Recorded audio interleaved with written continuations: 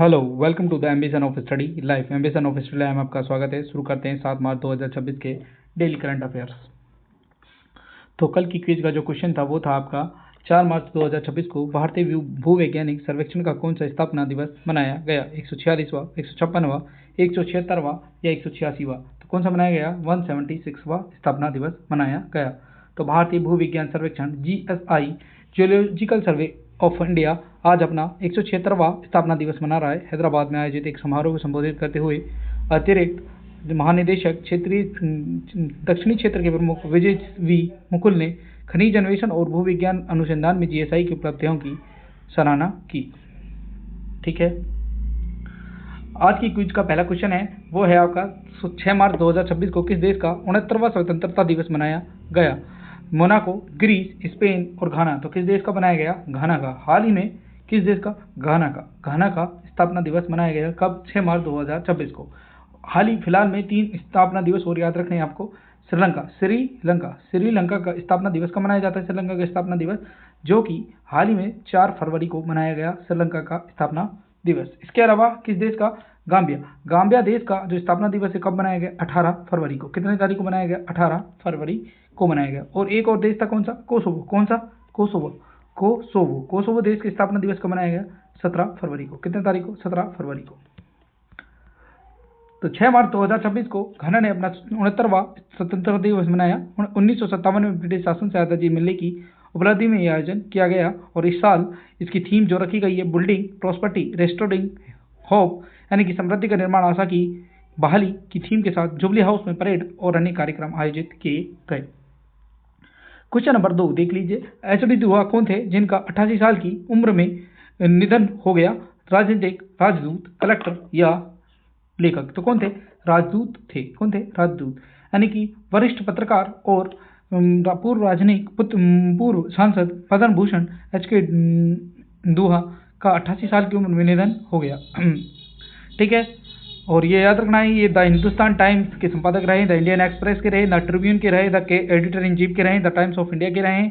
इसके अलावा याद रखना 1 जुलाई 1937 को जन्मे दुआ ने डेनमार्क में भारत के राजदूत के रूप में भी कार्य किया था और राज्यसभा में 2009 से 2015 तक नामित रहे। इसके अलावा पत्रकारिता में योगदान के लिए उन्हें 2008 में पद्म भूषण से सम्मानित किया गया।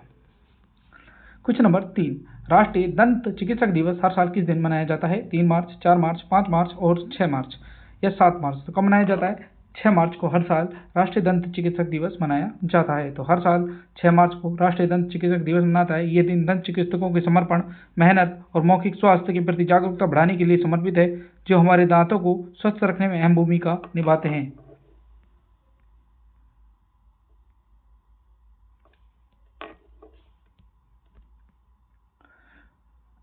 इसके अलावा 5 मार्च को अंतर्राष्ट्रीय निरस्त्रीकरण अप्रसार जागरूकता दिवस मनाया गया। विश्व मोटापा दिवस 4 मार्च को, राष्ट्रीय सुरक्षा दिवस 4 मार्च 2026 को मनाया अभी हमने।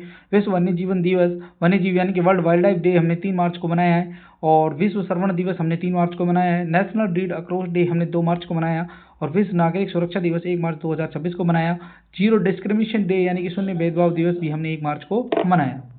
ठीक है, अगला क्वेश्चन देख लीजिए। अमेरिकी महाद्वीप में लेप्रोसी को समाप्त करने वाला पहला देश कौन सा बन गया है? पेरू, कोलंबिया, चिली या ब्राजील? तो कौन बन गया है? चिली बन गया है। कौन बन गया है? चिली।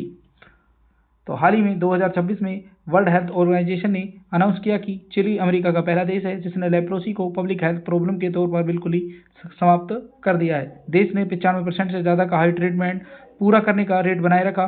बच्चों में केस का रेशियो बहुत कम था। लेप्रोसी हैंसन डिजीज कहलाती है और इसका कारण है माइकोबैक्टीरियम लेप्री।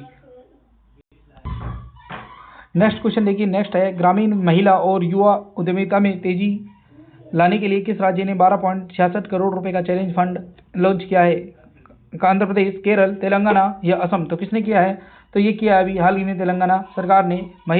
ग्रामीण महिला और युवाओं के नेतृत्व वाले उद्यम को बढ़ावा देने के लिए 12.66 करोड़ रुपए का एक विशेष चैलेंज फंड लॉन्च किया है। ये पहल ग्रामीण गरीबी उन्मूलन society, T hub, we hub और TBIS बिट्स पिलानी हैदराबाद के नेतृत्व में शुरू की गई। Question number 6, Silent Valley National Park किस राज्य में स्थित है जिसमें कैंचों की 2 प्रजातियां खोजी गई हैं? कर्नाटक, केरल, झारखंड या असम? तो किस राज्य में साइलेंट वैली नेशनल पार्क? तो ये है आपका केरल में। किसमें है? केरल में। तो पश्चिमी घाट पर्वत श्रृंखला की नीलगिरी बायोस्फीयर रिजर्व में स्थित साइलेंट वैली नेशनल पार्क की समृद्ध जैव विविधता को उजागर करते हुए शोधकर्ताओं की टीम ने मोनी लिगास्ट्रेड केंचुओं की दो पहले से ही अज्ञात प्रजातियों की खोज कर दी है। पहले का नाम है मोनी लिगास्टर और दूसरा नाम है ड्राविडा। तो एक नाम हो जाएगा मोनी लिगास्टर क्रीसी और दूसरा है ड्राविडा रेनोल्ड्सी। ठीक है, इस खोज को पीयर रिव्यू जर्नल जुपिटेसा में प्रकाशित किया गया।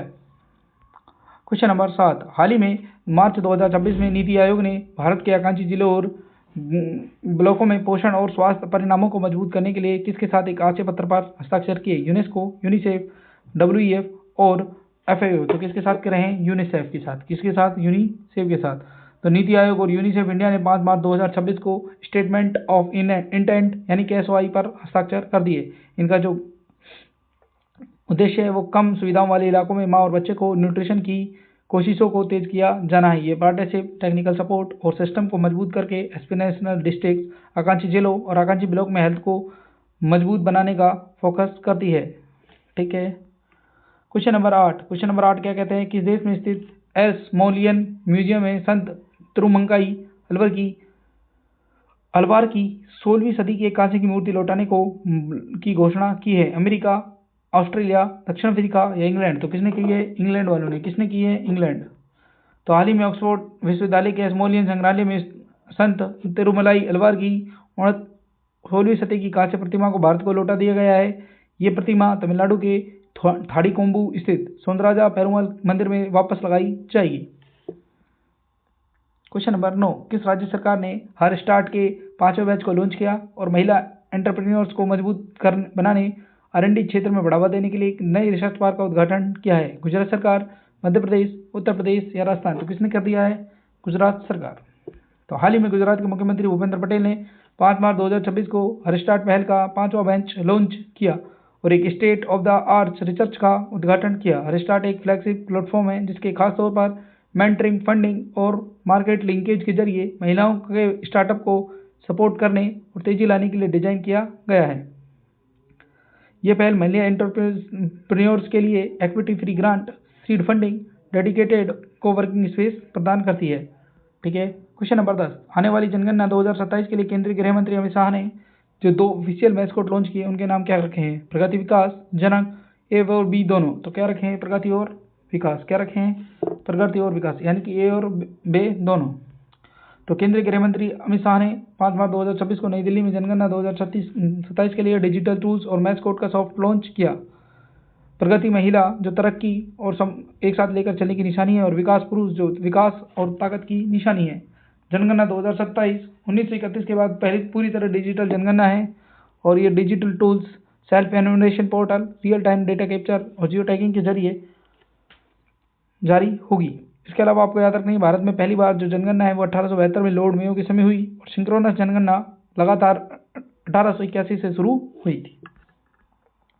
क्वेश्चन नंबर 11, नंदकिशोर यादव को मार्च 2026 में किस राज्य का गवर्नर नियुक्त किया गया? बिहार, हिमाचल प्रदेश, नागालैंड या दिल्ली? तो कहाँ का किया? बिहार का। कहाँ का किया? बिहार का। सॉरी, बिहार का नहीं, इसको कहाँ का किया है? नागालैंड का। नागालैंड का। तो नंदकिशोर यादव कहाँ के बन गए हैं? राष्ट्रपति द्रौपदी मुर्मू ने 6 मार्च 2026 को एक घोषणा की। नंदकिशोर यादव जो कि अनुभवी नेता हैं बिहार लेजिस्लेटिव असेंबली के, उन्हें नागालैंड के नए गवर्नर के रूप में चुना गया। इसके अलावा सैयद अत्ता हसनैन बिहार के गवर्नर नए बने हैं। बिहार के गवर्नर कविंद्र गुप्ता जो कि लद्दाख के उपराज्यपाल थे, उन्हें हिमाचल प्रदेश का गवर्नर नियुक्त कर दिया गया। इसके अलावा RN रवि जो कि तमिलनाडु के गवर्नर थे, उन्हें पश्चिम बंगाल ट्रांसफर कर दिया गया है। पश्चिम बंगाल के जो राज्यपाल थे जिनका नाम था CV आनंद बोस, वो हाल ही में इस्तीफा दे दिया है। ठीक है, शिव प्रताप शुक्ला कहाँ के बने? तेलंगाना के नए गवर्नर किसको बनाया गया? शिव प्रताप शुक्ला को। केरल के गवर्नर बने जो कि तमिलनाडु के गवर्नर हैं। तमिलनाडु की देखरेख करते हुए केरल का मुख्य चार्ज संभालते हैं कौन? राजेंद्र विश्वनाथ अर्लेकर। कौन है? राजेंद्र विश्वनाथ अर्लेकर। अलंकर बोलेंगे, अर्लेकर बोलते हैं, कुछ भी बोलते हैं। जिष्णुदेव शर्मा जो कि तेलंगाना के गवर्नर के तौर पर काम कर रहे थे, उन्हें महाराष्ट्र का गवर्नर अपॉइंट कर दिया गया है। इसके अलावा दिल्ली का उपराज्यपाल तरणजीत सिंह संधू को बनाया गया और विनय कुमार सक्सेना जो दिल्ली के पूर्व LG थे, उन्हें लद्दाख का LG बना दिया गया। समझ में आया? तो पश्चिम बंगाल के गवर्नर कौन बन गए हैं? पश्चिम बंगाल के नए गवर्नर बने RN रवि। तमिलनाडु से कहाँ ट्रांसफर हुए? पश्चिम बंगाल। तमिलनाडु को चार्ज किसको दे दिया? तमिलनाडु का चार्ज किसको दिया गया है? राजेंद्र विश्वनाथ अरलिंकर को। राजेंद्र विश्वनाथ अरलिंकर, जो कहाँ के भी राज्यपाल हैं, जो केरल के राज्यपाल भी फिलहाल हैं। ठीक है। क्वेश्चन नंबर 12, केंद्रीय गृह और सहकारिता मंत्री श्री अमित शाह ने मार्च 2026 में किस जगह इफ्को सल्फ्यूरिक एसिड प्लांट देश को समर्पित किया? उड़ीसा, झारखंड, दिल्ली और महाराष्ट्र।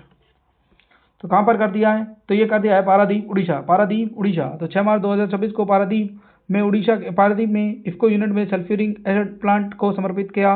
किसने किया? अमित शाह ने। ठीक है। ये समर्पण 3275 करोड़ के प्रोजेक्ट को लॉन्च किया गया है। कच्चे माल की इंपोर्ट पर निर्भरता कम होगी। इसके अलावा आपको याद रखना है, कोऑपरेटिव सेक्टर को मॉडर्न बनाने के लिए RCS ऑफिस पोर्टल और साविदा AI इनबिल्ट लर्निंग प्लेटफॉर्म जैसी डिजिटल पहल की भी शुरुआत करी। ठीक है। क्वेश्चन नंबर 13 है कि केंद्र शासित प्रदेश ने ग्रामीण होमस्टे को प्रोफेशनल बनाने के लिए holistic homestay support framework launch किया है। तो किसने किया है? दिल्ली, लद्दाख, अंडमान निकोबार और पुडुचेरी। तो किसने कर दिया है? तो ये करा है आपके लद्दाख गवर्नमेंट ने। ठीक है। तो लद्दाख के टूरिज्म डिपार्टमेंट ने कम्युनिटी बेस्ड टूरिज्म को बढ़ाने के लिए मार्च 2026 में होलिस्टिक होमस्टे सपोर्ट फ्रेमवर्क शुरू कर दिया है। इसका जो कार्य है वो है इमरजेंसी तैयारी को कवर करने वाला स्ट्रक्चर 21 दिन का ट्रेनिंग कार्यक्रम शामिल है इसमें। और इसका मकसद है ग्रामीण होमस्टे को माइक्रो एंटरप्राइजेज में बदलना ताकि लोकल रोजगार पैदा हो सके। एक होमस्टे योजना कौन भी अभी लाया था? राजस्थान सरकार ने भी अभी एक होमस्टे योजना लाई है।